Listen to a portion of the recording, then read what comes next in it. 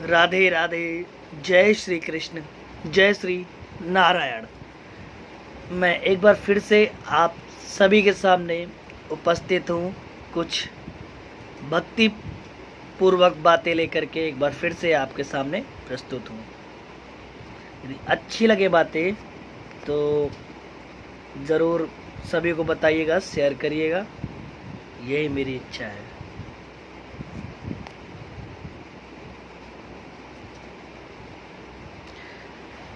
तो पहला तथ्य प्रस्तुत करते हैं आप सभी के सामने। कहते हैं कि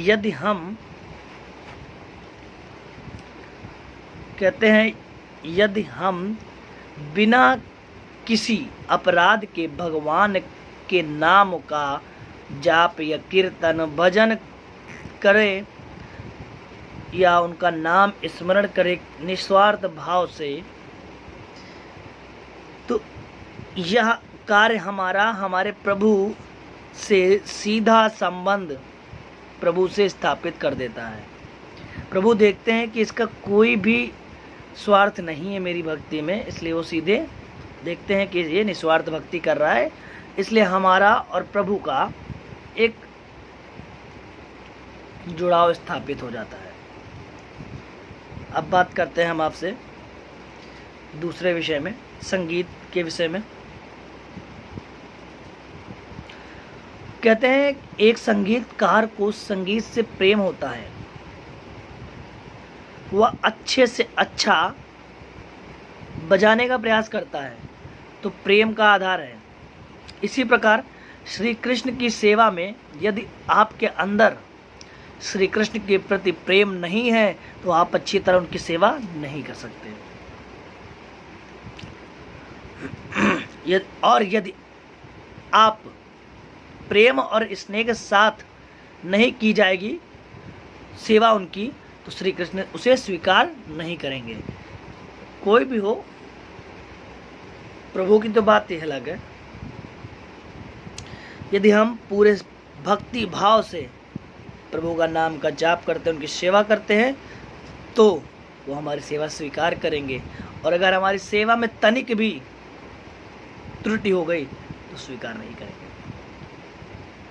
दूसरी बात है, मनुष्य शरीर अविद्या का जाल है और सभी इंद्रियां जीव के लिए साक्षात काल के समान भयंकर हैं। सभी इंद्रियों में सबसे अधिक बलवान इंद्रिय है जीभ। ऐसा क्यों? क्योंकि जीभ बहुत दुर्मति है और लोभी है। अब इसका भी कारण सुनिए। इस जीव को वश में करने के लिए कृष्ण ने प्रसाद दिया है, अतः व्यक्ति को हमेशा कृष्ण का प्रसाद खाना चाहिए। यदि कृष्ण के प्रसाद के अतिरिक्त कुछ और खाने लगे तो जीवा हमारी बहुत दुर्दशा कराएगी। इस जीवा से हम अच्छे अच्छे कार्य भी कर सकते हैं और अपने लिए संकट भी मोल ले सकते हैं। अगर हमने किसी को कुछ कह दिया तो क्या वो हमसे कुछ नहीं कहेगा? हो सकता है इससे जो है बहुत भयंकर उत्पात चालू हो जाए। समझ रहे हैं? आगे है एक ब्राह्मण को यदि 1 लाख रुपए भी मिल जाएं, एक ब्राह्मण को यदि 1 लाख रुपए भी मिल जाएं, फिर भी वह भिखारी रहेगा। जो सच्चा भिखारी होता है उसे लालच नहीं होता है, उसे 1 लाख रुपए भी उसके लिए कुछ नहीं है, वो तभी भिखारी, क्योंकि वह उन्हें अपने पास नहीं रखेगा और तुरंत दान में बांट देगा। ये ब्राह्मण के प्रति नहीं, सभी के, उन सभी लोगों के लिए जो भगवान के प्रति पूर्ण रूप से समर्पित हैं, जो केवल अपनी मेहनत का ही ग्रहण करना चाहते हैं। आगे सुनिएगा। कहते हैं गुरु की योग्यता यह है कि वह आत्मा को माया के चंगुल से मुक्त करने का पूरा प्रयास करता है। यह बहुत बड़ी सेवा है, इसलिए वह भगवान को अत्यंत प्रिय होता है। ठीक है? एक व्यक्ति अपने व्यक्तिगत, ठीक है, एक व्यक्ति अपने व्यक्तिगत कल्याण के लिए जप अथवा भक्ति करता है और दूसरा अन्यों के कल्याण के लिए उनका उद्धार चाहता है। दोनों में अंतर है। एक और बात है, तो कहते हैं एक भक्त जानता है कि कैसे स्वयं को, अन्यों को तथा संसार की संपूर्ण संपत्ति को पूरी तरह से श्री कृष्ण की सेवा और कृष्ण भावना के प्रचार में लगाया जाए। एक भक्त यही चाहता है कि किस प्रकार वो प्रभु का स्मरण करें, किस प्रकार उसके समस्त कार्य प्रभु के कार्य के लिए हों। आगे सुनिएगा। बड़े बड़े बंदरों की बड़ी बड़ी तोंद है। थोड़ी हंसी आएगी, लेकिन इसका जब अंतिम पड़ाव पड़ेगा तब इसको समझ में आएगा क्या कहना चाह रहे हैं। कहते हैं बड़े बड़े बंदरों की बड़ी बड़ी तोंद है और उनसे लंका तक छलांग लगाने के लिए कहा जाए तो बस बड़ी तोंद लिए एक बंदर आगे आता है, और यदि आप उससे कहो हनुमान जी की तरह छलांग लगाओ, खत्म, तोंद खत्म, मैं नहीं कर सकता।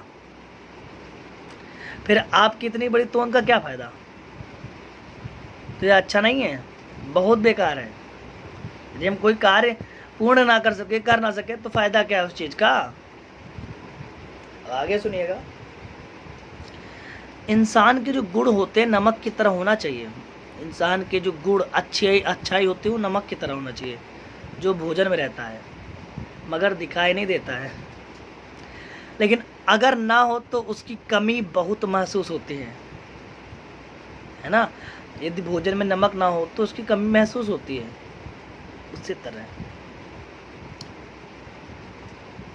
आगे जो हमारे विद्वान चाणक्य पंडित जी थे, कहते थे कि जंगल में एक वृक्ष सुगंधित फूल उत्पन्न करता है तो वह वृक्ष अपने फूलों की सुगंध में संपूर्ण वन को महका सकता है।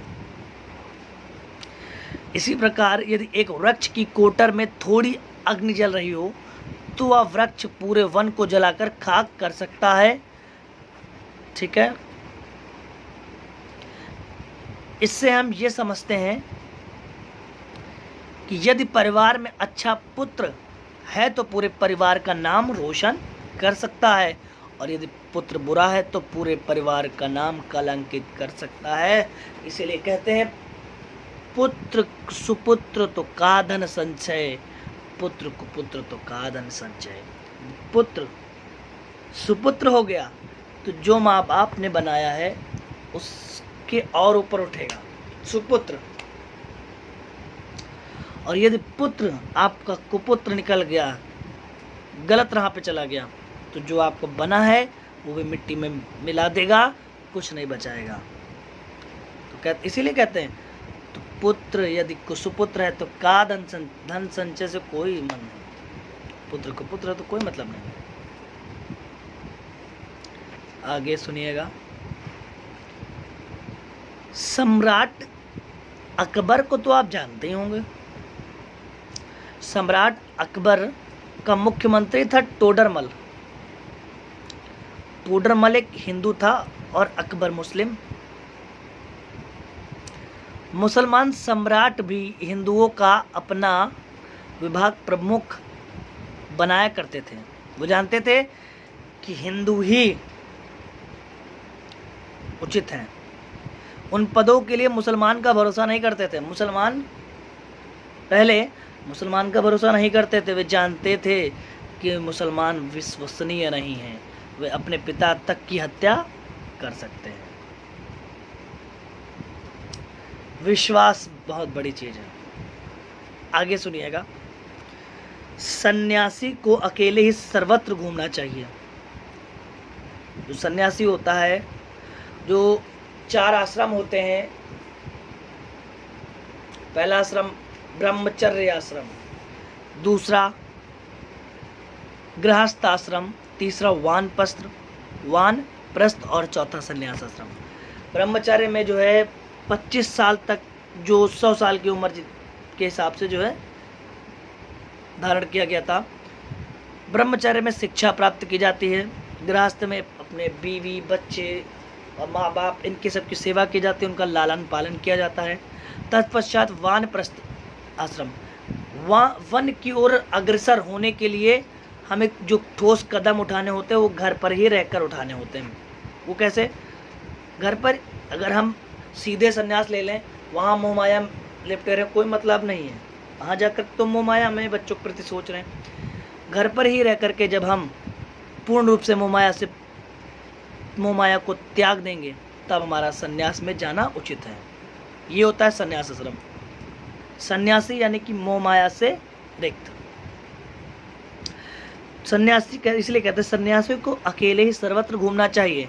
महाभारत में भी कहा गया है कि सन्यासी को सवेरे उठकर यह नहीं सोचना चाहिए कि आज कहाँ जाना है, जिस दिशा में मुख हो उसी दिशा में चल देना चाहिए।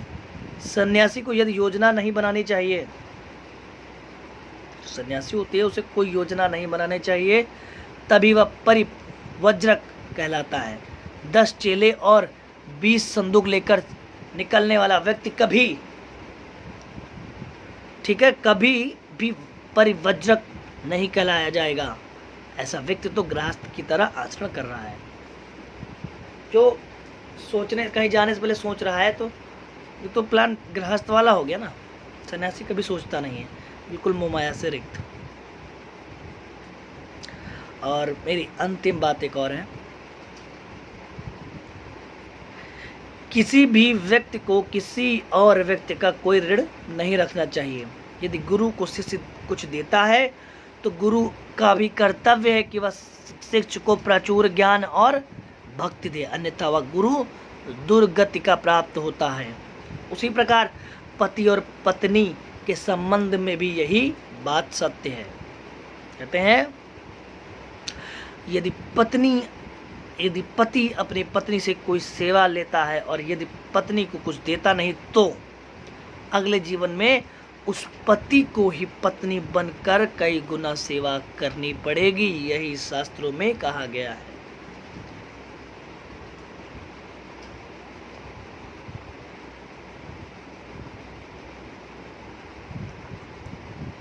एक बहुत ही प्यारी बात मेरे मन में आ रही है और मैं कहना चाहूँगा, जहाँ तक अच्छे प्रबंधन की कला का संबंध है, बार बार परिवर्तन ठीक नहीं है। यदि प्रबंधन में कुछ दोष है तो उसे ठीक करना चाहिए, ना कि उसे बदलना चाहिए। यदि हम कोई कार्य कर रहे हैं,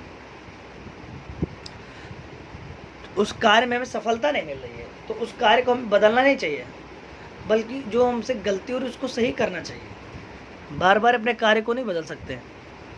इसके साथ ही वैष्णव सिद्धांत है कि सभी को प्रभु कहकर संबोधित किया जाए। वैष्णव सिद्धांत, वैष्णव धर्म के अनुसार सभी को प्रभु कहकर ही संबोधित करना चाहिए। लड़कियों को देवी कहकर संबोधित करना चाहिए। प्रत्येक को चाहिए कि स्वयं को अन्य को सेवक समझे, स्वयं को अन्यों को सेवक समझे। इससे प्रबंधन बहुत अच्छा हो जाएगा।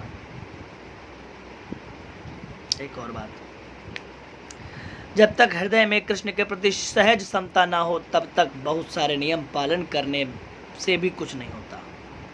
यदि सच्चे मन से हमारे मन में भक्ति नहीं है तो पालन नियम करने से कोई सब व्यर्थ है और कोई साधन भी काम नहीं आता।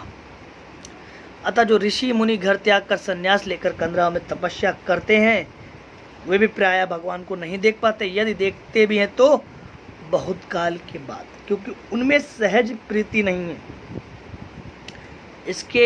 उनमें सहज प्रीति नहीं है। इसके विपरीत जिनमें साहस प्रीति है, ऐसे कर्दम ऋषि जैसे गृहस्थों के घर तो भगवान बिना बुलाए चले आते हैं। कहते कर्दम ऋषि थे, वो गृहस्थ जीवन में थे, लेकिन मन से प्रभु को मानते थे। श्रद्धा, भगवान रुपया पैसा किसी चीज के भूखे नहीं है, समस्त सब कुछ उन्हीं का है। इसलिए हो सके तो हमें पूर्ण श्रद्धा भाव से समर्पित होकर प्रभु का ध्यान करना चाहिए। इसीलिए इसी के साथ राधे राधे। जय श्री कृष्ण, जय श्री नारायण। एक बार फिर से मिलेंगे अगली बार में।